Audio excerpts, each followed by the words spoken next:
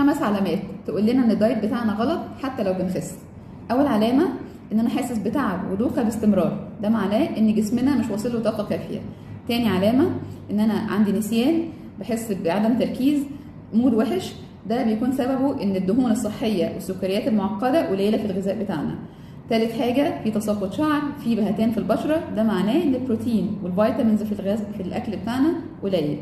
رابع حاجه عندي عسر هضم او امساك او انتفاخ، ده معناه ان الالياف والميه في الاكل بتاعنا قليله جدا. وخامس حاجه ان انا جسمي بينزل بسرعه ولكن في ترهلات كتير، ده معناه ان انا بنزل عضلات وميه ومش بنزل دهون. يعني انا ما افرحش بالوزن الكبير اللي انا بنزله والوقت القليل اللي انا بنزل فيه، لان ده ممكن يكون بيضر جسمي صحيا بشكل كبير.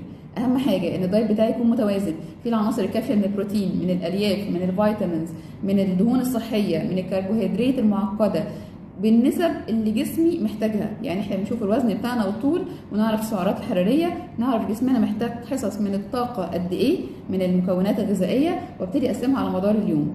مهم جدا النظام الغذائي يكون متوازن عشان ما ارجعش الوزن بتاعي اللي انا بنزله مره تانية، وعلشان جسمي على المدى البعيد ما يضعفش ويكون يصاب بالامراض. لازم اكون ماشي على نظام متوازن. اشوفكم في فيديو جديد، مع السلامه.